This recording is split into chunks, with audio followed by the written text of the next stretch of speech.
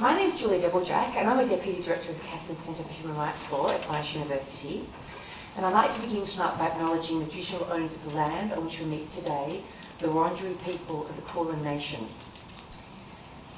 The Castan Centre will be tweeting at this event, so if you see Sarah on her iPad, don't think she's being rude.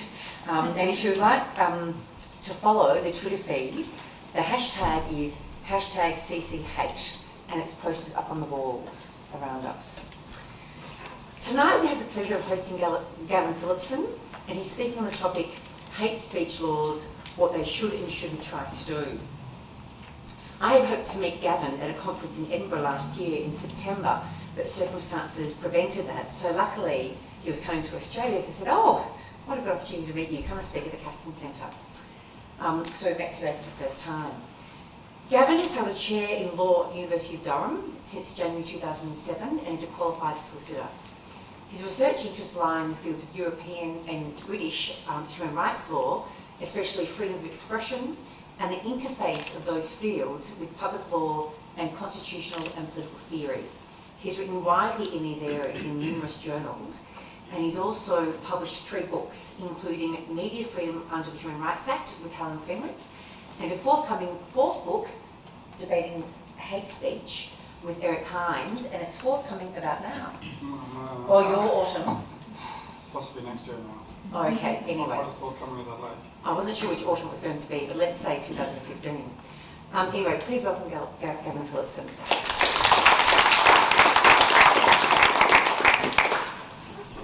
Well, thanks very much, Julie, for that very kind welcome, and to the Castan Centre, and to Sarah Joseph as well, and particularly also to Stephanie Sprott and Josie Langland, who were kind enough to do to send me some links to recent Australian cases and Australian legislation in this area, which I hope I managed to work on for paper bit. Thank you very much.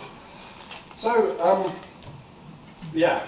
Why hate speech laws? It's one of those things that provokes a very sharp international divide. So in this case, it's really a case of the US versus the rest of the world.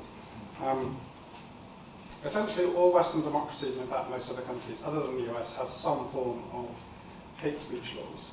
And indeed, that most countries take the position that hate speech laws are not only permissible under human rights standards, but actually required by them, partly because of Article 20 of the International Covenant on Civil and Political Rights, which actually requires states to ban certain kinds of hate speech. And in fact, the trend outside the US has been for growth in hate speech laws, that once established, they tend to be extended to cover more and more categories. So in the UK and in other countries recently, they've been extended to cover religious groups. They usually start with racial groups and then move on to others. So we've extended it to racial groups, so religious groups, and also to groups defined by sexual orientation, very quite recent. In contrast, the US has been steadfast since 1960 that hate speech laws violate the First Amendment, the guarantee to free speech, and that the key point is that you cannot ban speech simply because of its viewpoint, the viewpoint that it expresses, however abhorrent. So in the US, as in the democratic world, intentional incitement to racial hatred is constitutionally protected speech. So it's a very sharp divide. And it's really that sharp divide that led to my interest in this approach, and the approach I'm taking in the book that you mentioned. So if you grow up in a non-US democracy, you grow up taking hate speech bans pretty much for granted. In most countries they've been around quite a long time, since the 60s in the UK. You then come across the US literature, which provides a kind of set of very passionate and indeed quite persuasive arguments as to why hate speech bans are both wrong in principle and ineffective in practice, even counterproductive, many scholars argue. And that really forces you to think again. Now, I'm kind of thinking it through and reading that enormous mass of US literature, which I'm blaming for the fact that the book is rather behind. I've concluded in the end that the US arguments about hate speech bans being ineffective are largely right. And I think those arguments tend to be just ignored in Europe and Commonwealth democracies, which tend to just assume that hate speech bans must do some good. I've also concluded that the US arguments on principle are powerful ones, and that many European hate speech laws rightly fall victim to those arguments through what I think is their lazy conflation of insult with intimidation, of hurt religious sensibilities with hatred of people, of offensiveness with dignitary assault. And I think, having read up on Australian law for this visit, I would say that Australian law is equally culpable in that respect, and in many cases overbroad. In at least one of the cases that I read, the Catch the Fire judgment, which was a Victorian case, I think is one of the very worst hate speech judgments that I've read, the first instance judgment that was, and I think would be meat and drink to US critics of hate speech laws. Now, in terms of the US objective principle, I obviously don't, since I'm advocating that there should be some hate speech laws. I don't in the end agree with the US argument that no speech can be banned because of its viewpoint. But having said that, I think the US laws on principle are very useful to the rest of us. And I think they can be used not as a weapon to kill off hate speech bans, but more like a kind of surgeon's scalpel to cut away the flabby tissue surrounding the arguments in favour of hate speech bans, leaving what I hope is a robust and healthy principle behind, a kind of principled core, which is the one that I'll try and defend in this talk. So first of all, just to be clear, what are we talking about when we talk about hate speech? Essentially, we're talking about what Americans would call contributions to public discourse, which might sound a rather posh way of putting it, but essentially speech that's addressed to the world at large. So we're not talking about what the Americans call fighting words. So I'm not talking about people hurling insults in the street, or indeed face-to-face insults in any context. They were often covered by public order law. In the United States, they can be restricted constitutionally because they're seen as not attempting to contribute to any discussion about ideas, but simply an attempt to hurt someone to their face, and also likely to provoke a fight, which is why they're called fighting words and can be reasonably banned by states under public order law. Similarly, I'm not talking about targeted messages, in other words, where someone is harassed by means of emails, texts, or phone calls. I'm not talking about incitement to particular individuals. That's not, by the way, an actual suggestion. That's a hypothetical quote. Otherwise I might be in trouble. I'm not talking about defamation of either individuals or small identifiable groups, such as the law school at Monash, or of course private conversation. Okay, so we're talking about people who are putting statements out there in the world generally, and that's what I'm referring to as hate speech bans. I noticed that, interestingly, Australian legislation doesn't really draw this distinction, one that seems absolutely critical to the whole of American thinking, this distinction between fighting words and public discourse. And that actually the cases brought under the Australian federal or Commonwealth legislation are a mixture of statements put in general circulation that would be counted as hate speech on websites or newspapers, and face-to-face insults, or even sometimes insults or abusive treatment in the workplace. Indeed, as Sarah Joseph has pointed out, Australian law covers conduct that's not hate speech at all, really, but is just insulting or offensive. And that kind of stuff would be dealt with in English law, generally under public order law, or racial harassment, so if it happened in the workplace. So hate speech, that's what hate speech means for my purposes. What are hate speech bans? Generally, in most countries, they're criminal offences, defined by reference to the harmful offensive conduct of the speech. In Australia, interestingly, see that the Commonwealth law actually gives rise to a civil action, albeit one that can result in tribunals making fairly far-reaching orders, for example, to ban republication. So it can be civil or criminal. I mean, I thought about that and I concluded that actually I don't think it makes a difference in Australia. Some of the laws aren't criminal sanctions because under most sort of free speech approaches, prior restraint, in other words, injunctions banning publication is seen as at least as a serious inroad into free speech, if not more, than a criminal sanction. Now, hate speech laws have remained, I think, perennially controversial, not just because of the fact that different groups are added to them, which gets different people excited and worried as new groups are added, but also because of the fact that some of them are very broad, and there's been a number of very controversial cases. And many of them have ended up, I think, conflating what a blasphemy law should do with what a hate speech law should do. The European Court of Human Rights, which we refer to as the Strasbourg Court, has given a string of decisions that many regard as actually some of the very worst aspects of its free speech jurisprudence. Cases like Otto Preminger and AIM in Turkey, which have essentially upheld the rights of governments to silence speech aimed at the dominant religious group solely on the grounds that they find it offensive to their religious feelings. And in fact, many of these cases have not even been about protecting vulnerable minority groups. They've actually been brought by the dominant religious groups in the given society. So the main cases have concerned Roman Catholicism in Austria, Anglicanism in the UK, and Islam in Turkey.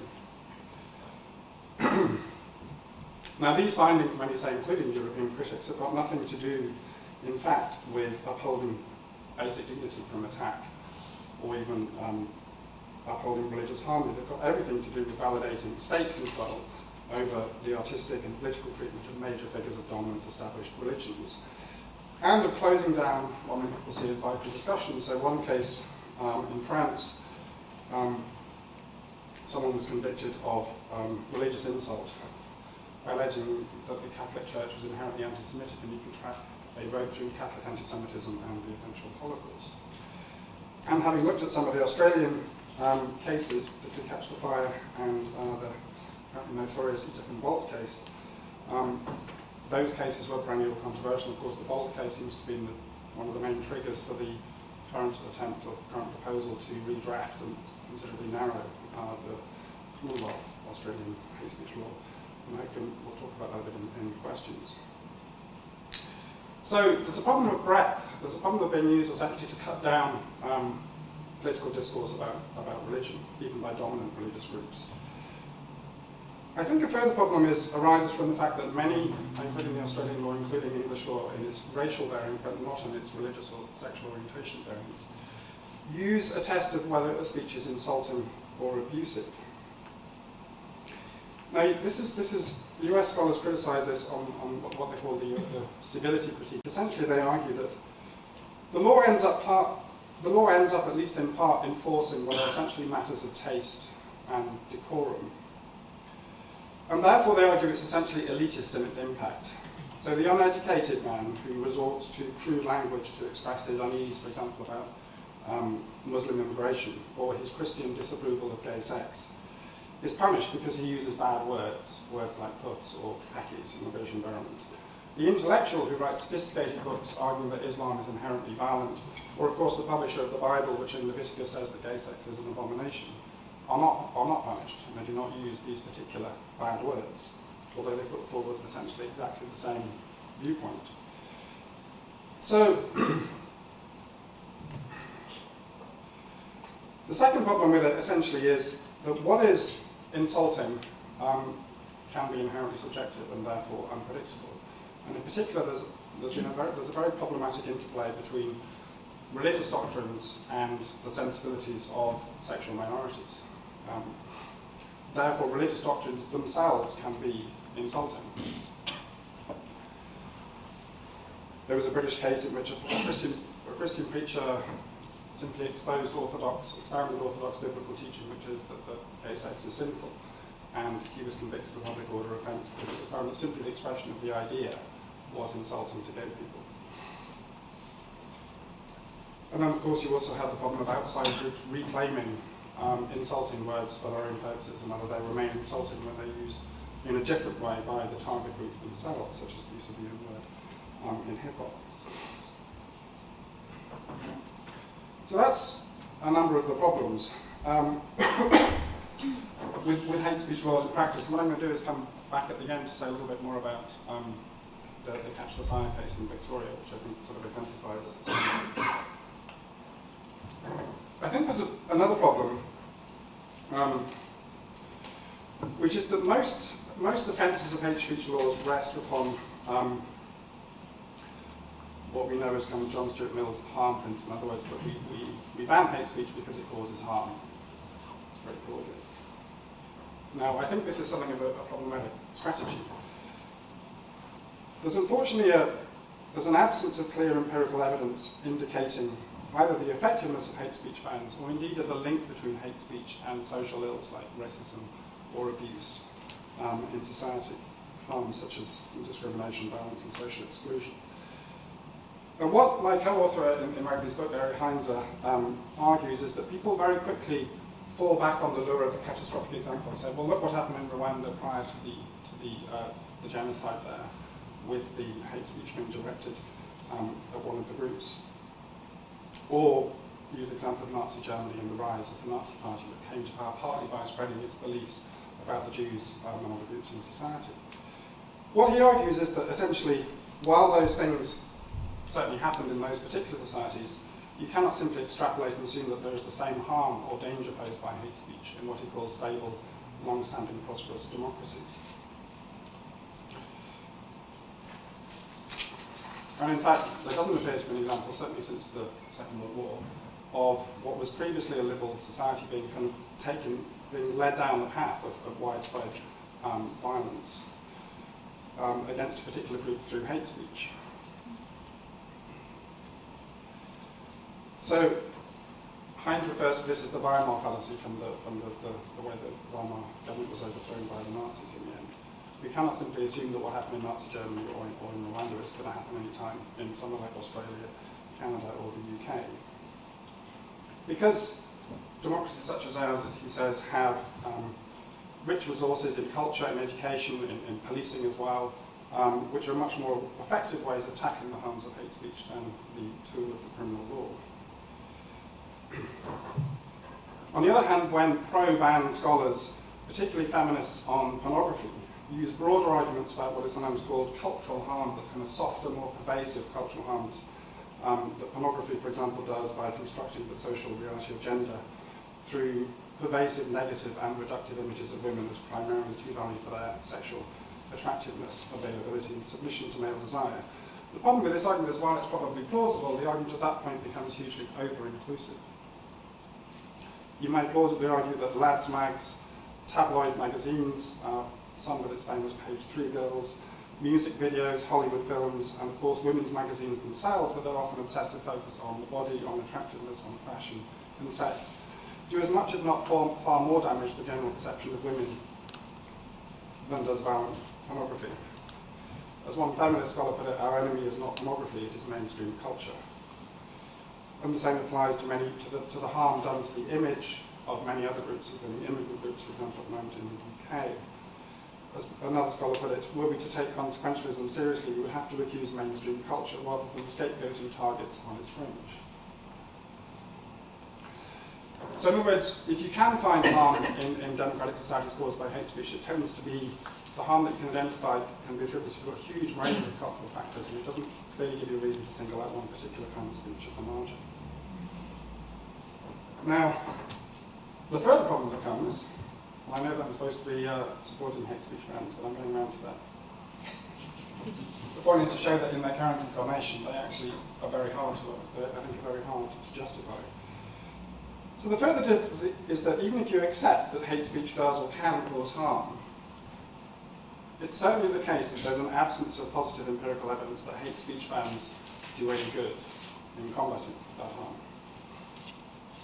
That they, in other words, minimise harmful messages, that they enhance race relations, decrease discrimination and racially motivated violence. In fact, a recent study of Australia's hate speech laws that I read in an article in Draft, and a study which was sympathetic to them, found no evidence at all that any of them had led to any diminution in racial or other kinds of violence or abuse directed at minority groups in Australian society. It's also the case that criminal prosecutions tend to be extremely rare. I understand that in Australia there hasn't been a single successful criminal prosecution for race hatred. In the UK there hasn't been one under the 2006 Act directed at religious hatred. So Heinze puts it that way.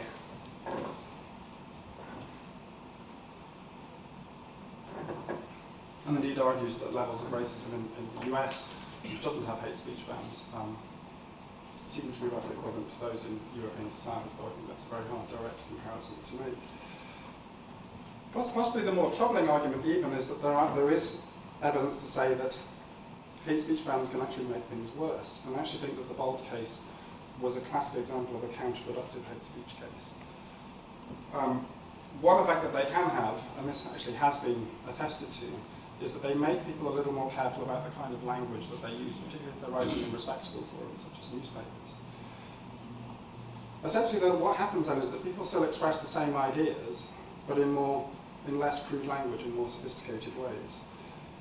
And I think that there's a fear that that may actually be counterproductive to encourage that kind of more sophisticated way of putting things. Because the use of crude racial epithets, for example, may put many readers off, may signal this person as an extremist who shouldn't be listened to. If they put it in a more moderate, reasonable sounding prose, but still basically with the same message, that may actually give their article wider appeal, and therefore give the harmful ideas themselves wider currency. So it's thought that even the the civility perhaps or the use of avoidance of certain terms that have been deemed to be found by courts to be insulting may not actually result in the message itself changing. Some people find ways of getting around that. The other problem, of course, is that prosecutions can be counterproductive because they can turn what may have been a hitherto obscure or neglected group into free speech martyrs. So the focus shifts from the false and bigoted nature of the message that they were putting out to the alleged injustice of their prosecution by the criminal law, allowing themselves to then repackage themselves as they are the victims, they are the revolutionaries fighting for free speech against a persecuting orthodoxy. And of course you then get far greater publicity for the original message, as it is repeated and amplified in the media, in chat rooms, in the blogosphere. And in this respect, the Bolt case seems, to me, from my reading of it, to be an absolutely classic example of a counterproductive hate speech case, both gaining sympathy for Bolt and similar conservative pundits and hugely amplifying the original harmful message. I can't help thinking that in that particular case, the better avenue would have been defamation for the particular individuals concerned. There's also evidence that laws can, because the law has to be neutral in its application, and itself has to cover all groups, that laws can be actually misused. There's evidence that there were almost as many prosecutions of black power activists as there were white racists under the UK public order race hatred laws. Now, there's much in these criticisms, and I accept a lot of them, but some answers can be given. In particular, I think you can argue that the line between mature, stable democracies and other countries is not as secure as Heinze would like to have us think. I'd argue that there can be dangerous drifts even within such societies, perhaps within small geographic or urban pockets of particular deprivation, where people suffer from particularly high levels of unemployment and poverty.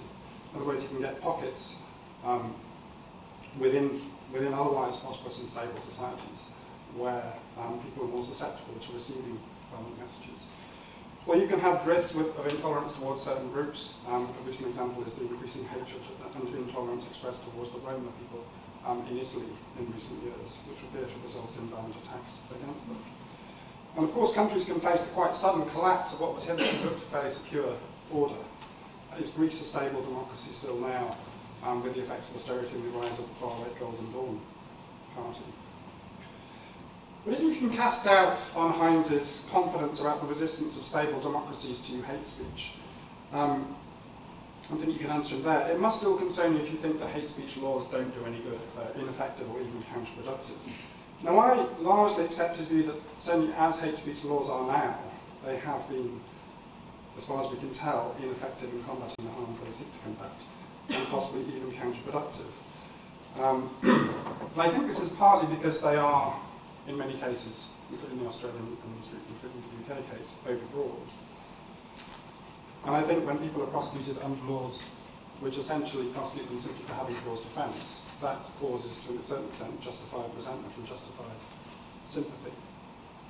But that isn't to say that all hate speech laws inevitably must be ineffective or counterproductive. The argument can't be so simple as to say existing bans have not worked, therefore no law could possibly work. There has to at least be room to think that better drafted laws would do a better job.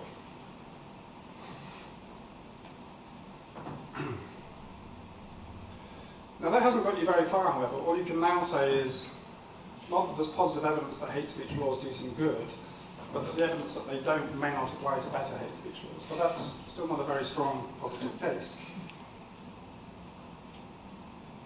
I think you have to accept with hate speech laws that if they do any good, it's going to be marginal. That can't be where the state's main efforts in combating prejudice, bigotry and racism must lie. The trouble that you have when you're talking about curtailing free speech, however, having accepted all of this,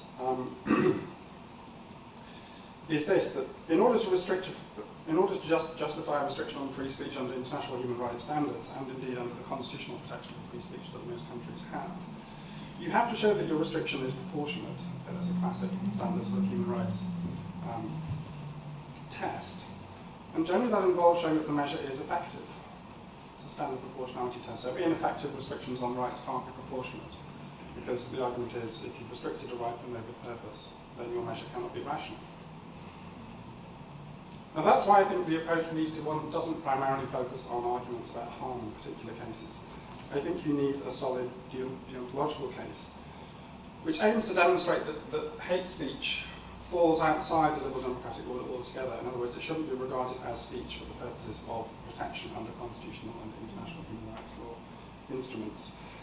But it should be regarded as something that the state has a moral duty to punish, even if it can only point to, at best, shaky evidence that the punishment will have clear benefits. And that's the case that I want to make. I'm still not really used to actually coordinating PowerPoint with what I'm saying, so I used to traditionally shun it, but I can tell that I should get the 21st century. So where might you start in making a principled argument on hate speech? And I'm owing some indebtedness here to the work of Stephen Heyman in the United States.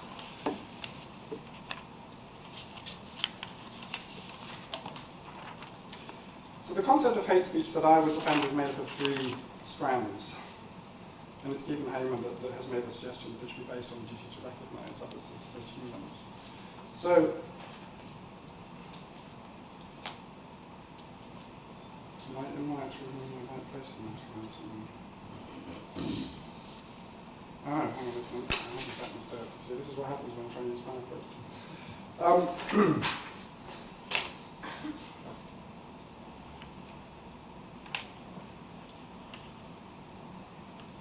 Okay, so I think what we can start with is the widely shared insight that certain kinds of hate speech are in principle dangerous, are in principle contrary to the basic insights that lie behind any kind of democracy or liberal democratic order.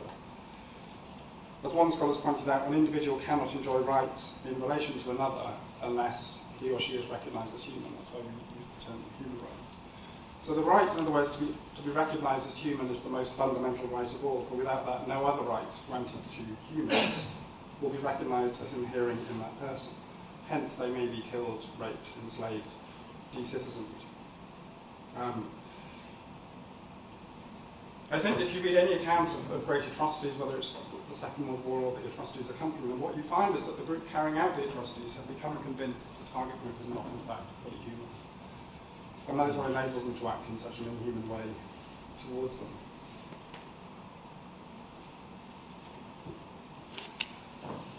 Richard Rorty described this as the mindset that there are animals walking about in humanoid form. The Germans used the term subhuman Untermensch of their target groups in the Second World War. And that's a journalist summarising the effect of summarising the beliefs of the Bosnian Serbs when they carried out atrocity against the Muslims in the collapse of Yugoslavia. I think it's a striking and chilling quote. So the point I'm making here is that the argument of the tendency to try and urge you to not recognise certain people as human is in principle one of the most dangerous ideas there is in human history. Are we justified in restricting it, provided that we still treat all citizens with dignity? I think we are, provided that we keep our hate speech laws to a relatively narrow target. And I'm going to suggest that it should be limited to hate, to speech that urges the non-recognition of others as humans and citizens, and or urges violence against them. And using that definition, I essentially argue that there's no right to utter such speech, that it properly falls outside the human right to free speech because the reasons for valuing speech in the first place exclude it. So, this case is made up of three strands.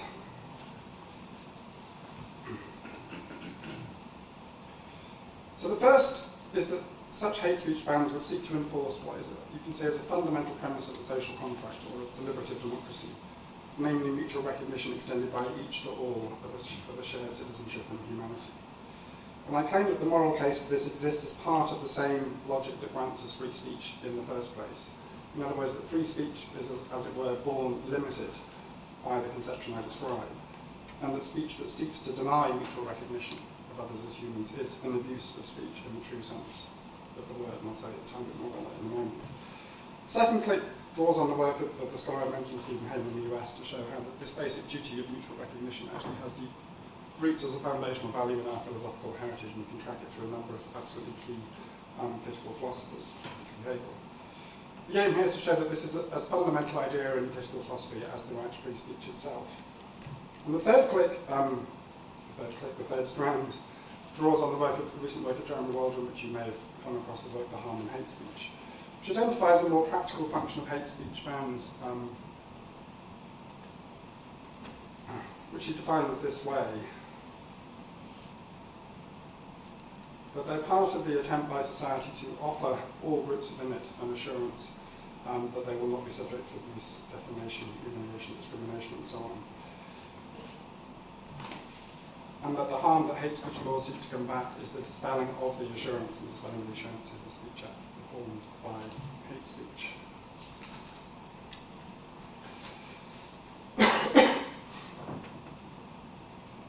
I can say a little bit more about any questions if you want, but I'm going to essentially leave Waldron to defend himself, which is very well able to do, and say something about the first round.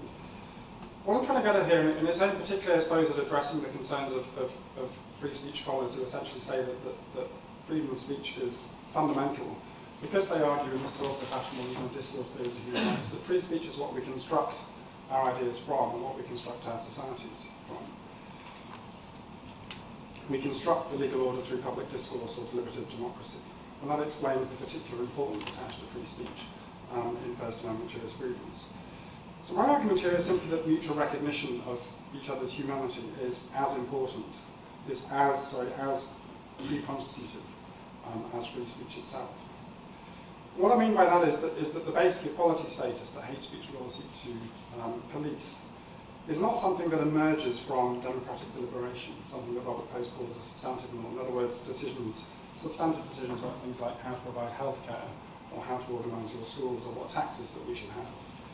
It's actually a formal precondition for deliberation to take place in the first place. So in other words, you can call it a pre-constitutive value as free speech is.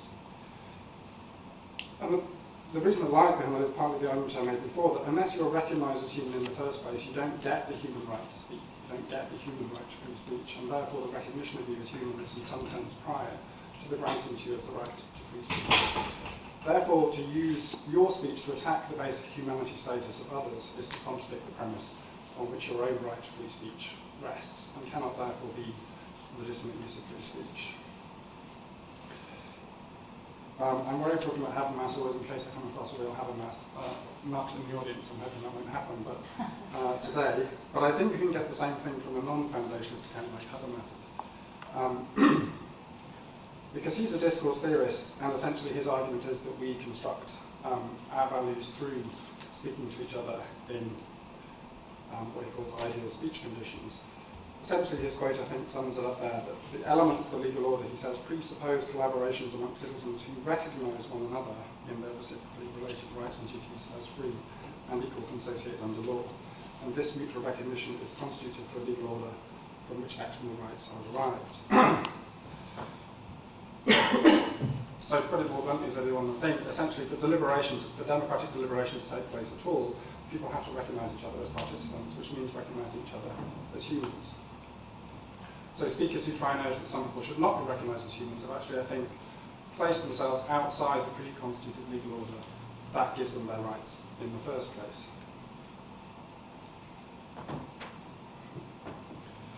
So in other words, when the state publishes those viewpoints is effectively such and such persons are not to be regarded as humans, or this group should be deported en masse or enslaved, it's not imposing a substantive norm that actually should be decided by the people after public debate.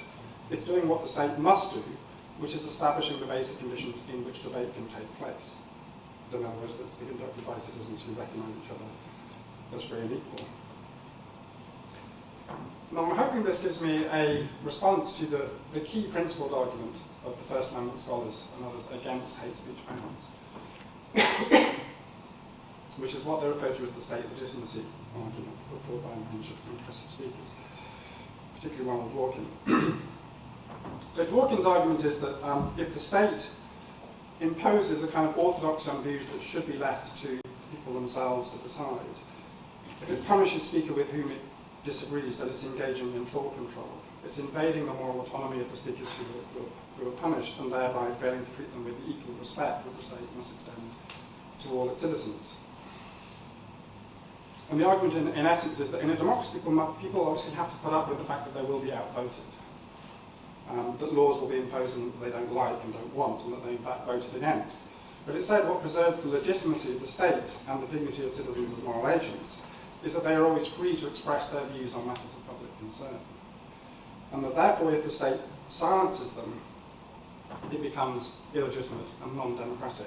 They are, in a sense, de-citizen, if they're not allowed to speak on a matter that concerns them.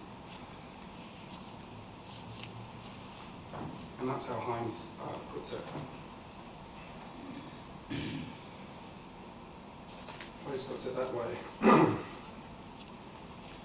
What they all have in common is essentially the idea: if the state silences someone simply because of the viewpoint they want to express, however abhorrent, and the state has ceased to be democratic in relation to that person, has become hegemonic.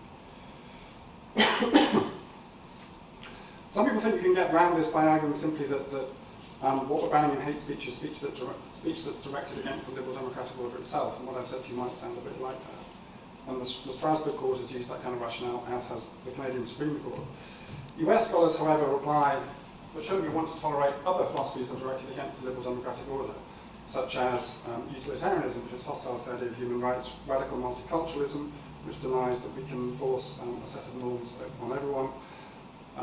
Marxism-Leninism is my Eric Heinze's favourite argument as to why hate speech laws are inconsistent. Why do we allow Marxist-Leninists to preach their doctrines? That's against the liberal democratic order. You could even argue that speech that's directed against the institution of rights is hostile to the established liberal democratic order. My argument is that speech that's directed against the non-recognition of people is different from any of these things. It's not just imposing essentially one community's norms, or a viewpoint that people should be free to affirm or deny on the basis of a particular ideology. It's a norm recognition of everyone as that's inherent in any conceivable community other than one that is simply based on tyranny or domination. And indeed, I would argue, turning Dworkin's legitimacy argument on its head, that the legitimacy of the state requires it not to tolerate such speech, because recognition of the other as human is a precondition for any kind of non-violent consensual deliberation, and indeed is prior to any system of human rights that might emerge from that deliberation. Now, in response to that argument, what Heinze certainly said to me is simply that I'm failing to recognise the difference between the state and the individual. Certainly Dworkin says explicitly that only the state is obliged to treat people with equal concern and respect in their speech. Certainly individuals are completely free to dissent from that. So you must sharply differentiate between what the state must do and what the individuals must do. Heinze actually denies that hate speech can deny equal citizenship. He says only the state can do that through, for example, enacting discriminatory laws. Citizens can disdain equal citizenship, but they can't actually deny it because they don't have the power of the state behind them. There's two rejoinders to this argument, which I think work reasonably well. He says that therefore what I'm talking about is rhetorical denial of citizenship, not actual denial, because individuals don't have that power. No, I have lost a slide. Oh, no, I don't have a slide for this bit. It's true. So two rejoinders for this counter-argument. One is Waldron's, which I think is actually his most important contribution to this debate. What he says is that essentially, if we think that there should be an implicit assurance of basic equal dignity before the law, if you like, that is undoubtedly a public good, but he says it's not something that can be supplied by the state acting alone. Unlike, for example, electricity, which can be supplied to everyone by a single body. The public assurance that everyone has a basic standing in society is something that arises out of what thousands or millions of citizens do singly and collectively. As Rawls puts it, it's a product of citizens' joint activity in mutual dependence on the same action being taken by others. So in other words, this is something that the citizens must do, and that the state, through hate speech bans, places at least a negative duty on them not to actively undermine that public assurance by using hate speech. And the second counter-argument simply refers back to the previous argument. If mutual recognition really is a foundational value, or an essential condition for deliberative democracy, then we have the same conclusion. Logically, the state can't supply this, but we're talking not about state-citizen recognition, but inter-citizen recognition. So the state, I think, must therefore do what it can to ensure that citizens themselves don't actively undermine such recognition by, through its hate speech laws, and it's thereby upholding a basic but very precious public good. So that duty, at least that negative duty not to actively attack the public assurance of equal dignity, is something that can be said to lie on citizens as well as the state. So what model would derive from this? Now we are getting to what hate speech laws should cover and what they shouldn't, but I've endeavoured to sort of show that at a conceptual level. I think what's useful thinking about it is a distinction that Stephen McDowell draws between what he calls recognition respect and appraisal respect. So the former is respect that's earned and assessed by conduct, beliefs, and character.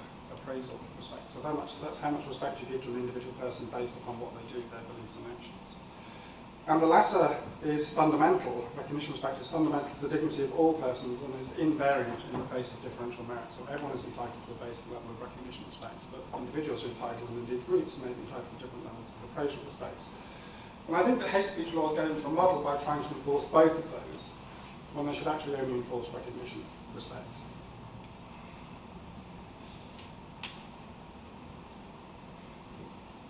And that conception will not in any way seek to close down debate about which forms of life are most valuable, or indeed which forms of life may be harmful or contemptible, and therefore doesn't include within its scope speech that criticises, insults or ridicules, however unfairly, conduct or belief, particularly in the religious but also in the sexual sphere. So, hate speech law should only enforce the duty of recognition respect. It shouldn't try and compel you to give equal respect, for example, to all religions.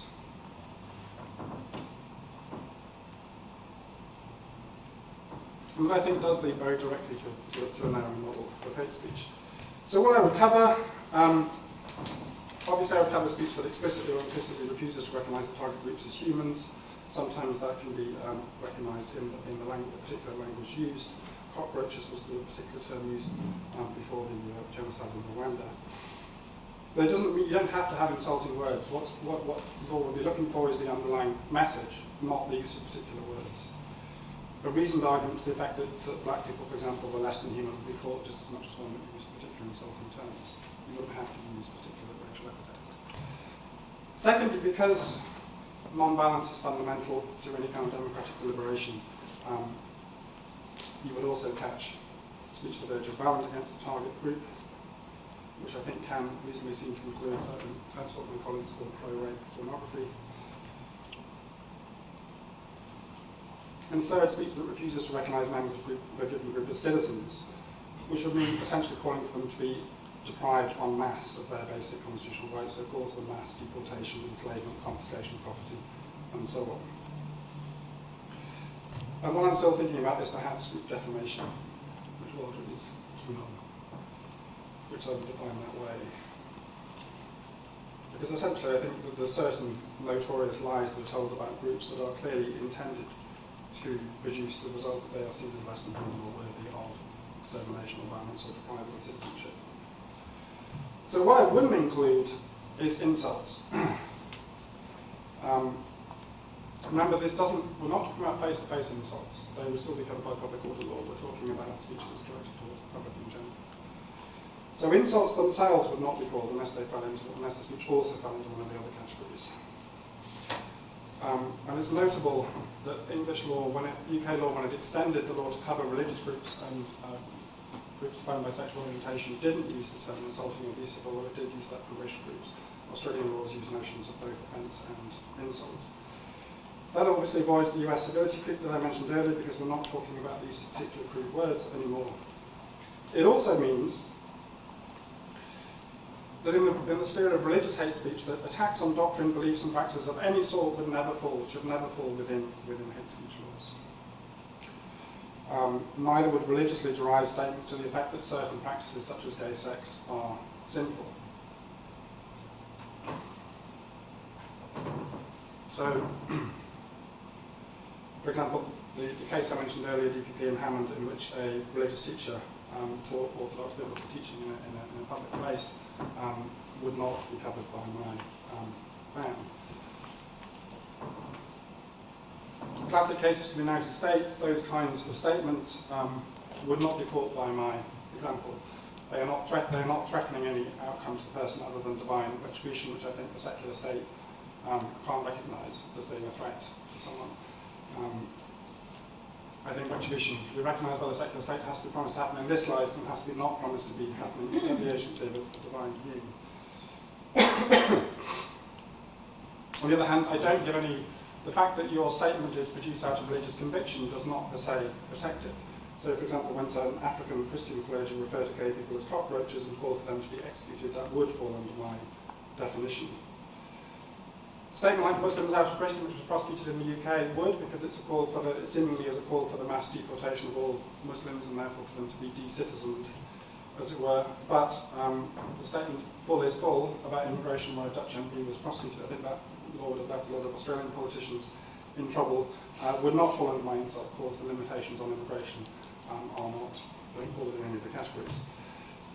I thought Adam and Eve, not Adam and Steve, would be something that Alan Hart said, but this was the one case that was prosecuted in the UK under the sexual orientation law, and it was a leaflet handed out calling for the death penalty for homosexuals, which was also put through the letterboxes of gay people. I think that was rightly prosecuted, and that's the single successful prosecution. I was going to go on, so I think I should stop at this point, and I hope we'll discuss the Catch the Fire litigation and perhaps the proposed reform to Australian law.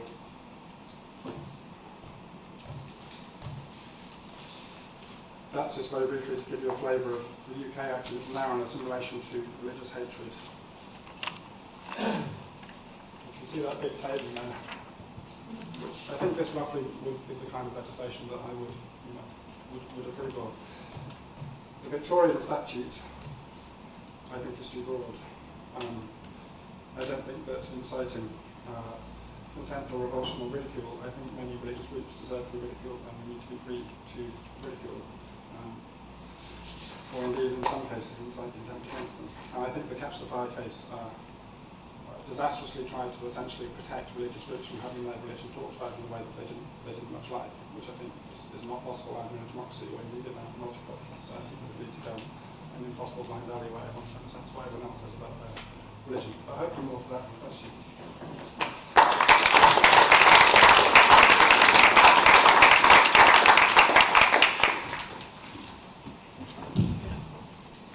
Thank you, Gavin. That was amazing. Particularly pertinent, given that I think our debate doesn't seem to go back to the conceptual levels of what we should and shouldn't have. It appears to be very much tied to one incident.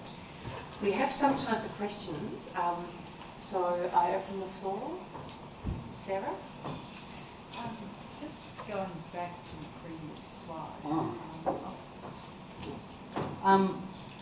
You were talking about Victorian law, and at several points in your talk you singled out the idea that hate speech, as you define it, against religions is too broad. I'm wondering if you feel the same way about race, which is where the debate in Australia is right now. That you know, especially when you talk about religious belief, there are some, you know, religious beliefs, human sacrifice or whatever, that that many people would find revulsion, and it shouldn't be illegal to say human sacrifice is terrible. But if you look at that word, unlawful to engage in conduct that on the ground of race, engage in conduct that incites hatred, serious contempt, revulsion or severe ridicule. You weren't happy with revulsion or severe ridicule of religions, but what if that was race? A race that no one can do anything about their race. Their race is their race. Unlike, religion, I mean, people don't willingly change religion often, but it's slightly different. So how would you, I'm just wondering, do you draw a distinction between the two? I would draw a distinction between the two. I mean, partly because religion is an ideology. And from a secular point of view, which I think is the point of view that a multicultural state has to take, religion, is, in a sense, is an ideology just like conservatism or Marxism or socialism is, and therefore must be a set of propositions about how people should lead their lives. And obviously religion directly tries to influence public debate on things like abortion, on homosexuality, on gay marriage. And I think that in that sense, it has to be completely wide open to as vitriolic criticisms as people would like to make of conservatives. In that sense, race is not an ideology. Race is not a set of belief. It's a set of attributes, and also the person can't change their attributes. So yes, I would treat them differently. I hadn't thought specifically about that. I mean, instinctively, severe ridicule doesn't sound to me like a good legal test, just because I think it's too uncertain. And I generally would not include offensiveness or indeed insults. I think insults are best dealt with, can certainly be included in face-to-face encounters and can be criminalised in that context. It's kind of what you could call assaultive speech, where speech is, insults are screamed in someone's face. I would cover them certainly in that respect, but not in public discourse. So out of that, I think I would take out severe ridicule, and perhaps that would be it. Certainly that as drafted applied to race is far narrower than the Commonwealth law, which I know you've written and suggested that although you don't like the how far the proposed reform goes, but you think actually removing insult and offensiveness is justified. I think I agree with you on that.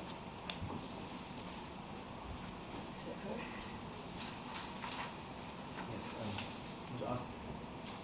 Is that on? Okay.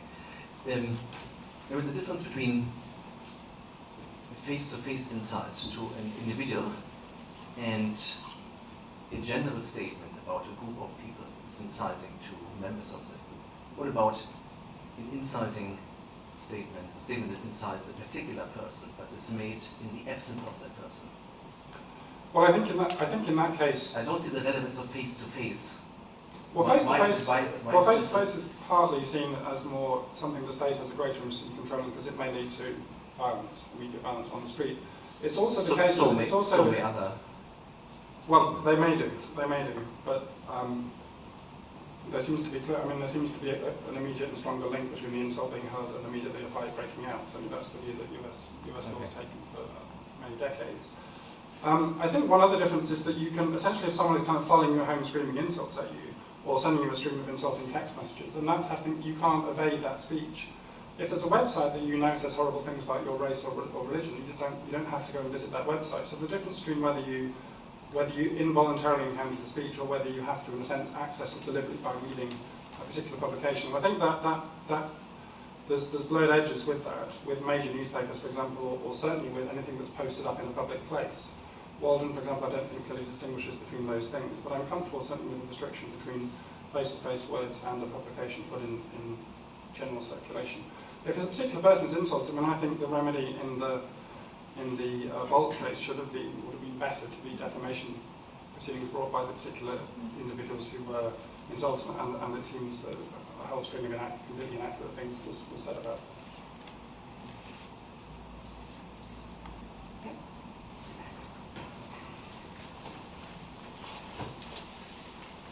Without trying to belittle the Rwanda experience, in Australia, a cockroach is someone who lives in New South Wales.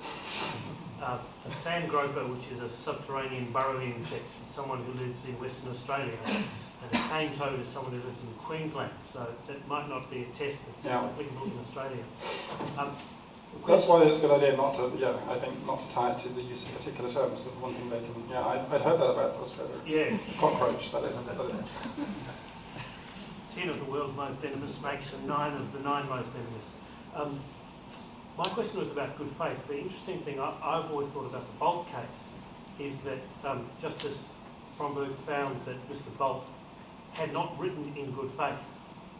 And my question then for your analysis is, what is the relevant speech, or what role is there for a good faith test in the promulgation of the relevant speech? That is to say, the speaker speaks the words otherwise in the course of public discourse, but in circumstances which are not in good faith. For instance, the research is done sloppily, or the speaker doesn't actually believe the content of the relevant speech.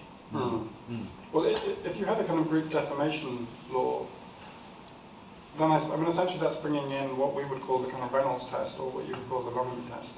From defamation, in other words, has the person taken reasonable care? Is this, in other words, good or reasonably careful journalism, even if in the end they've got their facts wrong? But I think that only really applies if someone makes factual allegations about a group. If they're just kind of spewing forth kind of hatred against them, says they should all be kicked out of the country, well, they believe it. I don't know what research they could do. You could say, well, they should have done research until they didn't hold that viewpoint anymore. I'm not sure that it all. I'm not really sure about good faith as a general test, whether it really works. I think it works in relation to, someone making specific factual allegations about a group. But I don't think it works for just the expression of opinion, really. Unless the opinion was, for example, Muslims want to take over Australia, which was one of the allegations that apparently wasn't made, but the tribunal thought was made in the Catch the Fire case. And I think, the kind of all Muslims are terrorists kind of, is a classic, would fall within my ban, although saying Islam is inherently violent wouldn't. So I think in the religious case, you do have to try and uphold the distinction between attacking ideologies, practices and beliefs and attacking people. I think one criticism of Catch the Fire is that the tribunal did not uphold that distinction. That was one ground in which the Supreme Court of Victoria did correct them. Essentially it said that the tribunal was protecting Muslims from was protecting the way that Islam was spoken about, as opposed to protecting the way that Muslims were characterised. And I think you have to uphold that distinction.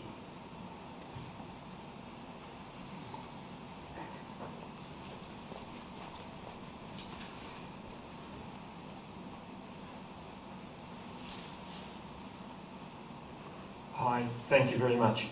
I'm just seeking a bit of clarification because in looking at the justification for hate speech, I thought you were putting great emphasis on dehumanisation, that people are less than.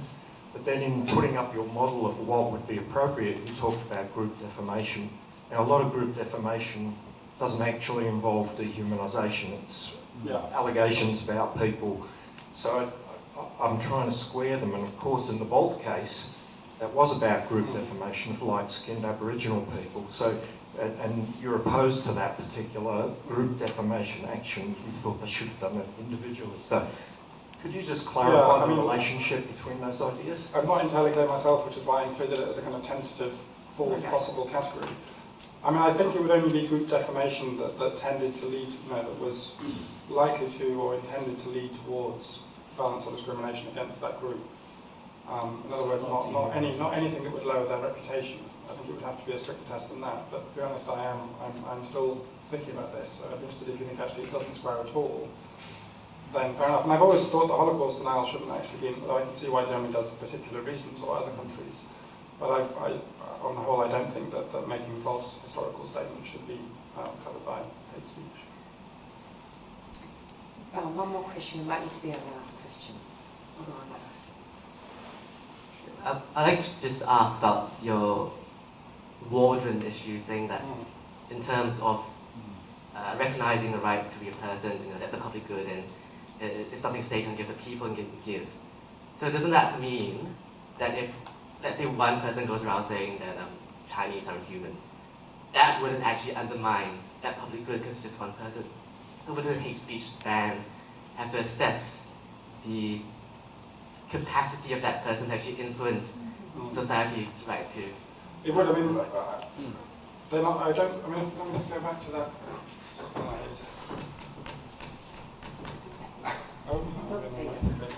I mean, those three strands are alternatives. So these are three different ways in which you can justify it, and I think any one of them would do. So yes, under someone who said straightforwardly, Chinese people are not humans, and tried to get people to agree with them, wouldn't probably undermine the public assurance of Chinese people, because especially if that person was just, wrote it on a little blog post and no one ever read it, what harm does it do? And I think Waldron is a little bit shaky on that. So he appears to assume that the harm follows automatically, but surely, in his case, because what he's talking about is harm directly caused to the target group. So it's not incitement to hatred in the classical sense, it's the group itself being directly harmed through having their public assurance of their status undermined. And I think if you were using Waldron's analysis, then yes, there would have to be some kind of test in law as to whether or not that had come to the notice of any members of the target group and possibly had any effect on them. He doesn't actually go into any of that because conveniently he's just trying to say that hate speech is harmful. He doesn't in any sense then go on to try and say what the law should look like, and that's probably because he's in the US and he's trying to convince people that just hate speech should be thought about a bit more, and that's probably as far as you can get in the US, and since it's so entrenched that you can't, in fact, ban it. So yeah, I agree with you that Waldron's model would not always justify criminalisation, but I don't think Waldron's model always have to be engaged. Those are kind of three alternatives, any one of which would do. Okay, one more.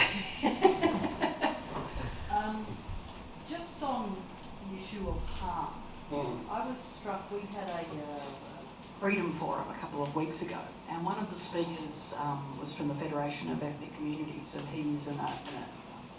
his family migrated from Italy long ago. And I was struck when he said that when he first got here, I'm not quite clear how long ago that was, But he was sort of saying that any time he would speak Italian with another Italian person, that the whole environment in which he was sort of living was just incredibly racist. If he spoke Italian to someone else and someone else heard, it would be very normal for him to be accused of speak English, UW, etc. And I'm just wondering that sort of speech, I think, would fairly clearly not be caught within what you're talking about. But it would be caught under public order. Okay, so it's the public order aspect. Yeah, if he was kind of publicly assailed, then yeah. Which goes to what you said before about Australia doesn't distinguish between the two. Okay, because I was sort of thinking in terms of harm. I mean, it may well be that hate speech laws don't help. I haven't done any empirical research, but I think that sort of barrage, if you like, does make it difficult for someone to sort of live in society to the same level of enjoyment of other people, even accessing goods and services, etc. But you would you would put that in the boat of the more personal I would, and I'm attacks. perfectly happy with it being criminalised. I wouldn't put that under the special sort of problem of hate speech, because for one thing, it doesn't provoke the international divide. US scholars are perfectly happy with kind of targeted insults being, as they are with things like employment codes and campus codes and things like that. I mean, in terms of harm, I don't want to give the impression that I don't think hate speech does harm. I think that it does do harm. I think the problem if you use a kind of general pervasive kind of building general cultural attitudes is that really it's the mainstream media, and I'm sure, from what I gather about some of the Australian press and what politicians have been saying, it's probably really those guys that do the general all-pervasive harm in terms of attitudes towards immigration or immigrant groups in Australia, rather than what a few nutters on a kind of far-right website say that hardly anyone reads, and probably, if they are, they would mainly disregard it. And that's the problem, and that's where the Americans say, well, yeah, of course, hate speech causes harm, because how do we persuade people? Well, we talk to them, how does any idea take root by talking to people and urging them to it? But they just say that this method of kind of hiving off things that use particular bad words and insults and so on just doesn't work, amongst other things. I'd really like to have your questions. I know, time is getting on, but I'm going to have the chair's question anyway. I'm not sure where exemptions sit in your exemptions. Because really the way I see what you're saying is, you're looking at the scope of the right. So hate speech falls outside the scope of the right in the first place, so you don't have to get into justifications and limitations, etc. But where do exemptions sit within your framework, if anywhere? And what would you think about the exemption that they're currently proposing under the IDA, which is, any speech? Yeah. Okay. Well, Yeah. the effect of that is to reduce it to a public order offence. So it's a disingenuous amendment, because I think while some of the other ones limiting it to vilification and hatred and intimidation, although I think I was persuaded by your view that the intimidation thing itself is actually too narrowly defined, are good. But I think that saving essentially takes the entirety of public discourse out of action, and therefore stops it being a hate speech law. It turns it into just one that's about face-to-face insult. And it can't any longer therefore be meaningfully called a hate speech law, because nearly every country prevents that kind of targeted insult. So I think... Can someone blog that or tweet that in case Brandis is listening? Yeah, I think it's disingenuous. It actually removes it entirely from all public discourse pretty much that you can think of. Well, I think with that you confirmed a lot of my preconceived ideas about the law anyway. I would like to thank you all for coming out tonight, because I know we're in between Easter and Anzac Day, and we weren't sure anyone would be in Melbourne, let alone willing to come out on a Wednesday evening. So thank you for coming tonight. It's been a great attendance. And Gavin, absolutely thank you so much for really teasing issues out for us, so we can look at our laws under a much closer conceptual lens. Thank you.